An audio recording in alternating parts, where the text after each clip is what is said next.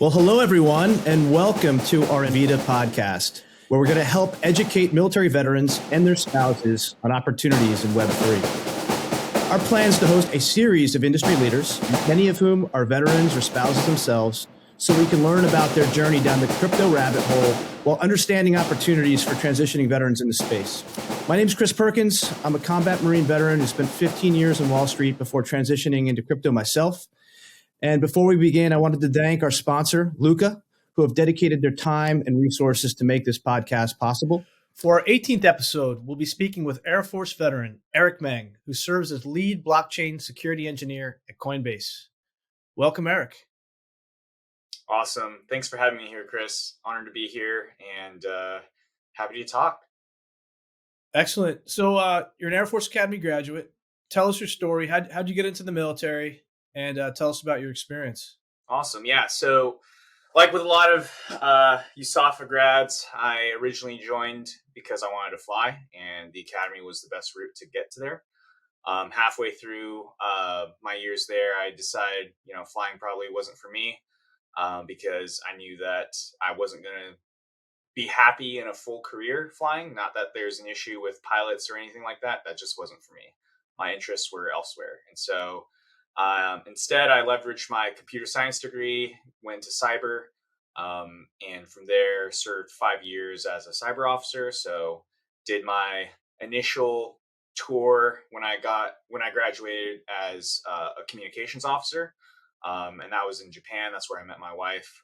Awesome time there. Highly recommend anyone to put in for Japan as an assignment, especially if you're a single guy or a single girl. And then after that, I decided I was like, I want to get a little more technical. I want to do the actual cool cyberspace stuff, shoot some cyber bullets, and got into one of the NSA programs. So moved over to the East Coast and then finished out the rest of my years there. And then once I got out, I worked as a contractor for a little bit and then got into Web3, started trading NFTs. Losing a lot of money in NFTs mainly, but I was like, man, this space is so hot right now and no one is looking into the security of this. And that was my specialty, cybersecurity. And so I decided, I was like, I'm going to try to teach myself as much as I know about this space and try to be an expert, or at least learn in the meantime, and found my way into Coinbase. And now I'm one of the tech leads there, in charge of all of our assets. So yeah, that's basically a summary of my story. Right on, man. I've never heard of anyone talking about shooting cyber bullets. What does that mean? Yeah, so cyber is it's kind of a geeky career field in general. I mean, it's obviously very new, kind of like with our space guys as well. But in general, as the landscape of war changes, more of the tactical level things start on the cyber level. So more of the intelligence gathering, taking down systems, et cetera, starts at that cyber level. And so being in the intel community mainly for that amount of time, we were mainly doing that. We were gathering intel on, any enemies, any potential adversaries, threats, et cetera.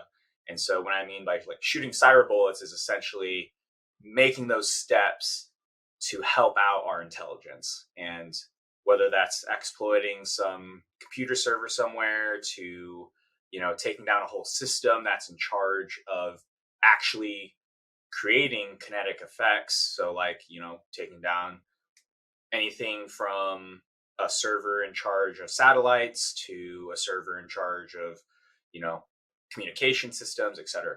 So I'm so fascinated. I could talk about this forever, but I think it's even more fascinating that you went from being that person disrupting to that person that's now protecting Coinbase, which is really known for its security across the board. Can you unpack your transition, right? And by the way, I just wanted to note that I went to Air Force Academy for a semester, tried those gliders that you guys have, got sick, hated it. And I that was my little foray into flying, with them Marine Corps ground for me all the way after that. But anyway, so you go from being on offense attacking to now protecting. Tell us about that transition. Yeah. So just want to caveat, like, I'm I'm glad you got to experience the academy out there in Colorado. Like, that is, like, we regularly get obviously other academy cadets and ROTC cadets as well. And everyone gets to try on like a little taste of what it's like in the actual military before making a career choice, which is what I love about going to any of the academies in general. And highly recommend that. But anyways, glad you got to try the gliders. I also didn't like them either. So no surprise there. Uh, but like, going back to like unpacking that whole transition, essentially, I mean, my into Web3 in general was not very traditional. I was definitely scammed a couple times when trying to trade NFTs and stuff, and that for me was kind of embarrassing because I was like, man, like, I'm supposed to be like an expert in, like, cyberspace and like computer security in general, and how did me, like, a tech savvy guy, I consider myself fairly tech savvy, get scammed? Like, how is that possible? And essentially, that got me down this rabbit hole of just like, research after research, blog post after blog post, because Web3 is such a new space. Like, there's no degrees for it, there's no proper path or even security frameworks built for it yet. And really, it's really the Wild West. And that's even how I found out about VIDA as well, was through a friend that was trying to dive into that space. But essentially, like, my motivation came from, okay, well, now I know how systems and computer systems in general are vulnerable. What makes Web3 so different? And spoiler, there's not really much of a difference. Like, at the end of the day, this is all code. Like, anything that you see on your computer is code. It's all software. Web3 is no different. It's just software at the end of the day. All software is vulnerable to bugs, to potential flaws in its programming, or like, you could have unintended consequences if you input specific things. And so, especially Web3 being the Wild West, like, you have a lot of people that are trying to move fast, break things, try to create disruption, and that's awesome. Like, I'm all for it. But, on on the same front, security is also sitting in the back seat.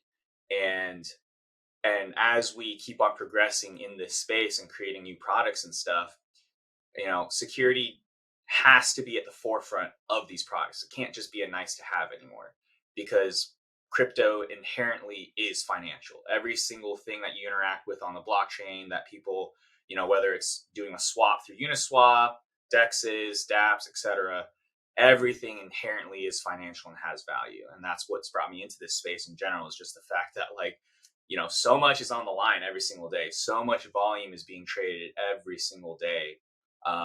Even the smaller, less known blockchains and cryptos, like, those still have inherent value. And like, any small little flaw could potentially make that entire economy go belly up. So, long story short, was brought in because I was just curious, essentially. I was wondering if the same principles could be applied to the blockchain space. Awesome. Yeah. And I mean, I love what you said about how everything really is open source, right? And if you're interested in it, you can do your own research and you can pour in and really gain expertise, because there's just not a lot of history, here. And so I love that approach. How did you get to Coinbase? Yeah, so interestingly enough, I just cold applied. I was just I didn't know anyone beforehand. I was actually looking it up. No one from the academy, no academy grads were in there already, and not a whole lot of veterans were in there. The veteran community is very small in there. But funnily enough, our chief security officer was a former Army intel guy as well. And so you do see some veterans sprinkled out throughout there. One of my coworkers, before he left, he was a West Point grad, so that was really cool. But yeah, just cold applied. Just found the job posting on the Coinbase site, and I was just like, well, let's give this a shot. I don't have a whole lot of experience in Web3, but I at least have that foundation, so I could start, and I was able to pick it up really fast, thankfully. So yeah. Awesome. So what's a typical day like as a blockchain security engineer? it's definitely like, because this, like I keep going back again, like the space is just so new. Like there's not really any framework in place. Like there's not even a set career path for what a blockchain security engineer looks like. I think, like, for me, what a regular day looks like is essentially, our team is in charge of the security for all the assets that we list. We decide which assets get listed. We decide which assets get taken down. We decide what, like, monitoring things that we need to set in place to make sure that we guarantee the same security and custody for all the assets that get traded on the platform. And so a typical day could look like anything from reviewing a new asset that wants to get listed on our exchange, like assessing the security of that, assessing whether or not there's any vulnerabilities or potential ways that customers could lose custody of that asset without their consent, to reviewing, more close hold projects. So like projects that involve our institutional clients. We definitely review like special requests from them. Like, they want faster transaction times for this specific chain when doing these kinds of trades. And so we work with our partners there as well. And mostly just in general, like we just talk about security for a variety of things, obviously blockchain related, and figure out, like, how can we apply anything new that happened, whether it was a recent hack or some new investigation, into improving our existing methods. So like making sure our frameworks are keeping ahead of the games, essentially, because at the end of the day, for the people that aren't security minded here, like essentially it's a giant game of chess, right? You don't know what exactly is going to be the next move that our attackers make, but you can make sure to try to build up your defenses and be the best prepared in those situations. I'm so fascinated by this. So when I was at Citigroup, like, I think we used to say that we were attacked like once every 15 seconds or something. I mean, you're under constant attack, constant threat. And I imagine your military experience is helping you navigate that. Like, tell us about the threat a little bit. Is it getting more sophisticated? Is it getting harder every day to do your job?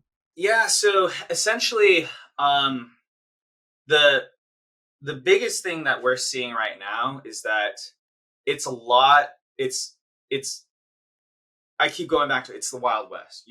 We have a lot of just smaller attackers, aging from high school all the way into, their 40s and 50s. Like, the demographic is really, really broad. Like, there is no one profile for any sort of threat or attacker.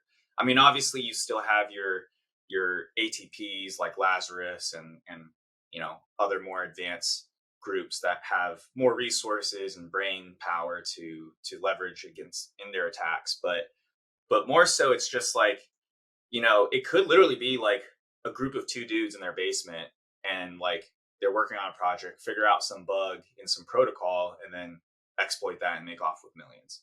And then, the whole kill chain of how they even fund, the attack, to how they exfiltrate those funds, is also very interesting as well. There's a lot of laundering, obfuscation involved, and like that whole thing could be a whole nother career field and topic to cover on later. But essentially, there's no one profile. There's no one classification for these threats. Like, they're all over the place. Like you got scammers that are high school age that are like, doing rug pulls on NFTs like every other week. And then you got like more advanced groups that have like, 10 plus people working on finding a 0 day in a specific protocol, so then they can make off with millions and then disappear. So it's definitely very interesting. And that's why, like, our standards are so high at Coinbase, because we can't just, anyone can create a blockchain project, but in order to get it listed on us, like, we have some pretty high standards that they have to meet. And that's because we care about our customers. We make sure that, our customers are safe. Totally. So you come differently than many of the vets who don't have those technical skills, but you're deeply technical, Eric. Do you advise people to become technical before entering the space? Like, and if so, what's the best way to achieve that degree of being technical? Like, which programming type, I guess, experience or education do you recommend? Yeah. So, I mean, cybersecurity is getting really hot in general. I mean, as as our society progresses in general, and as technology progresses, especially AI and stuff like that, we're becoming more software focused. We're becoming more tech focused. And my advice to all the veterans that want to break into the tech space in general is to really just follow what you're passionate about. Figure out something that you're passionate about, and then follow that until you can't follow it anymore, or just keep on pursuing that. The phrase or the saying that I like to say is like, people have heard of the old adage of like, find a job that you love doing and you'll never work a day in your life. I think that's very outdated now. I think it can be rephrased to find a problem you enjoy solving and you'll never be bored, because that to me is the mantra that I lived by, and I was always pursuing what was interesting to me. So that way I was never bored, because there's a difference between pursuing what makes the most amount of money versus pursuing what you're actually interested in. And for those that, want to break into the tech space, you don't have to be the most technical person. I got buddies that don't have computer science degrees, and they're already director level positions and around the same age as me and graduated around the same time as me. And they're leading very technical teams, but don't know how to program. It's doable, and it's not a hard requirement to be like, oh, you need to have been an engineer or have like a developer background. That's not a requirement at all. This space is so new and it's growing so fast that our talent can't keep up with like the positions that need to be filled. Obviously, like, the layoffs and recent news as a whole is just like a small little step back. But in general, when you look at the long term of things, like cybersecurity especially is going to be hurting for talent. And people that want to get into the space, like I said, just find something interesting to you, like find a specific hack or something like that piques your interest, and chase it down. Figure out like how it happened and like how to prevent against it, and et cetera, et cetera. Like you don't have to come from a technical background. That's the biggest misconception out there. Yeah. How do you stay up to speed day to day? I mean, you said it's Wild West, it's moving so fast, right? How do you stay up to speed? Yeah, so that's a really good question. I mean, there's a lot of methods, but honestly, like just perusing Twitter, Reddit, and like keeping up to date with like the most recent news and hacks, essentially. Like, if there's an exploit that just came out, or like, some protocol just lost X amount of money in this hack, you see those titles every week at least. And just reading up on those and figuring out what they did to leverage that and how they got away with it. I mean, that's pretty much the best way, because that is you're learning directly from the source. You're learning directly from how people are doing it real time. And in fact, like, like that's how processes improve, and that's how people learn and grow is, someone did it in the wild, and then we all learn from it collectively, and then hopefully make the industry a better place after that. Awesome. So you spoke about how cyber is going to be hot. It's got to be one of the fastest growing fields in all of crypto and beyond, frankly. What else excites you about Web3? Sounds like you're NFT degen by nights and weekends. What gets you excited about the space? I mean, I think it's a lot of crypto. I mean, a lot of crypto gets a lot of backlash because obviously, like, you got people that think it's a Ponzi scheme. And don't get me wrong, there are plenty of projects out there that actually are. But the use cases are limitless. They're like, there's just so many possibilities that can come from crypto. Like, if you really think about it, like even companies like Airbnb and Uber and stuff like that, like Uber doesn't own any cars. Airbnb doesn't own any properties. They're mainly a middle person that facilitates transactions between two people. They mainly facilitate these social constructs. Well, what if you can move these social constructs out from these companies that have monopoly on it? Like, instead of going through Ticketmaster, Airbnb, Uber, and paying these absurd fees and having your tips taken away, move it into a space where it's decentralized, where you have control over all the assets. You guys can set the fees, et cetera, et cetera. And that's just one use case for crypto. And there's plenty out there. Like, on the horizon, we have decentralized identity. Like, that's going to change the game for a lot of potential applications out there. I think it's just, what excites me is the fact that basically it reinvents the way we can think about our social constructs.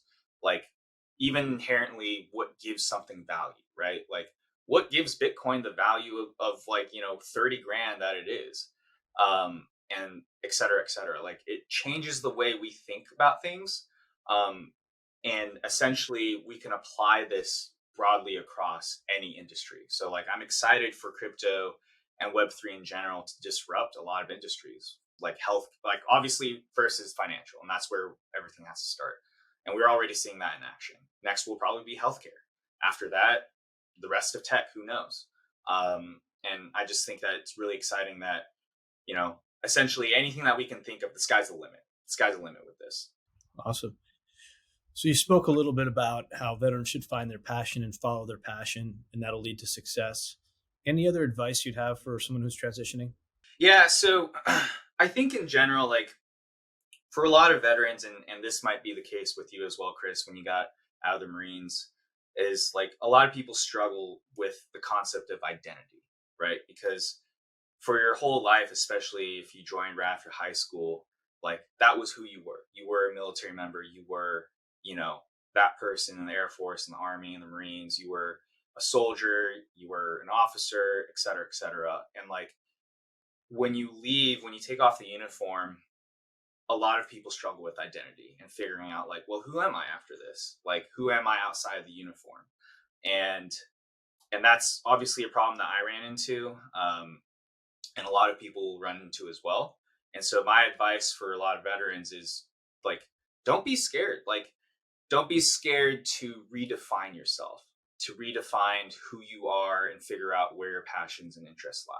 It's a constantly changing thing. You as a person are constantly evolving experiment, essentially. Like who you are at 18 is not who you are, when you're getting out. And it's okay that you're changing and your interests change and you started a family. And so like now you're a family man, like, et cetera, et cetera. Like my advice to veterans in general is like, don't be afraid to change your identity. Don't be scared of change.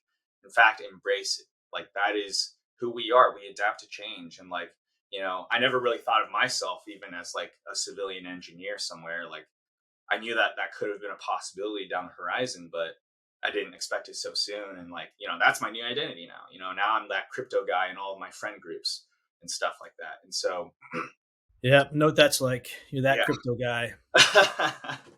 Yeah, it's just like, oh, well, you go to all these family parties and gatherings and stuff, and they're like, oh, okay, like, here he goes, talking again about crypto or something. Yeah. No, but I'm so sorry about what happened to you. In a dream. And I think you make a great point, right? As people go through that transition, and by the way, millions of people have done it successfully. Mm-hmm. Community is super important, and that's one thing that Web3 is really good at is community. And so, tap into the various communities, whether they're on Discords or protocols, like doors open. And I think it's really, in keeping with the culture where you're not going through some centralized intermediary asking for permission.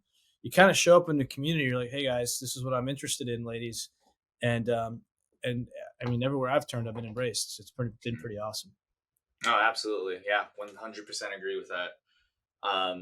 Yeah. And like, I think my last piece of advice for veterans that are trying to transition, or for people that are soon to be veterans in general, is just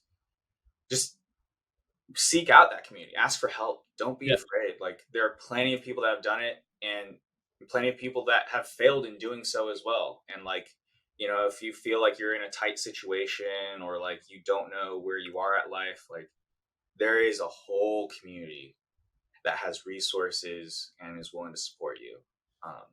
Awesome. Like myself and Chris. So absolutely. So we talked about, you talked about some job cutbacks. We know Coinbase has done some of that themselves. But there are also, people that are hiring all over the place. Is Coinbase currently hiring in your space? I mean, I imagine they're constantly hiring in the cyberspace and the security space. So any ideas on that, and like also greater Coinbase for people looking for opportunities? How do they pursue them? Yeah. So in general, it literally just depends. Like every other month, like we either have new openings that we're looking to fill, or we're just at capacity and just like don't have space to take it in. But I can tell you right now, we're looking for for interns at least. So like, we're interviewing, people that are just fresh out of college or are in pursuit of their master's degree right now, et cetera, et cetera. So like there are constantly positions opening up. I would advise looking at our career board for any openings. Obviously reaching out to, myself on LinkedIn even is definitely a good route. So I could just give you the lowdown on like, what is open and not. But in general, yeah, I would just say like, just take a look at our career board. Look at LinkedIn as well, because LinkedIn will also like sometimes we'll have announcements there on like, hey, we're looking to fill in this specific role. If you have any, referrals, let us know, et cetera, et cetera. A good place for looking for Web3 careers in general, outside of your standard LinkedIn, like Indeed.com, et cetera, et cetera. There are specific Web3 boards out there. I forget what one specifically was called, but if you Google Web3 like careers or something like that, like there are specific websites that are dedicated to just jobs in Web3 and crypto in general. There are also channels in Discord group like VIDA, for instance. Like there are definitely job postings there. I think what's so special about the crypto and Web3 community in general is just how tight knit it is. Like you were mentioning, Chris, like the world is a lot smaller than we think it is. And in fact, Chain Analysis is hiring right now for investigators, and they posted their job description and posting in the VIDA channel, which is awesome. And so like, if you have a security clearance and you're a veteran and, you're already in that channel, like you were just messaging that hiring manager directly is going to increase your chances like threefold rather than them trying to find someone off the street. So yeah, leverage those communities. And shameless plug for our job site. So if you go to jobs.coinfund.io, we've got hundreds of jobs across our portfolio company, and we've got a really great head of talent. Eric, any last thoughts? One last shameless plug, I guess, is definitely like don't tune out all the noise. Don't listen to all the people that are telling you it's a bear market, like, it's all going to crash and burn, et cetera, et cetera. Being on the inside, this stuff is here to stay for a long term and a long while. This stuff is going to disrupt. Our future generations are going to look back at us and ask us how we even ever used paper money in general and how like society was like that, Don't be scared and definitely don't be afraid to reach out for help. There are plenty of veterans and the community in general, whether it's Web3 or military, that is willing to help any and all veterans as well. So, and please reach out to me on LinkedIn. You can look me up, Eric Meng, and I should be there as well. So thanks for having me here again, Chris. I really appreciate your time. I really appreciate your time. Awesome insights. Really thankful for you coming on. And again, I also wanted to thank our sponsor, Luca, for doing what you do, and we're deeply appreciative of your support. For those interested in learning more about VIDA, please connect with me on LinkedIn or Twitter. Please hit me on Twitter at PerkinsCR97. Thank you so much, everyone. See you next time.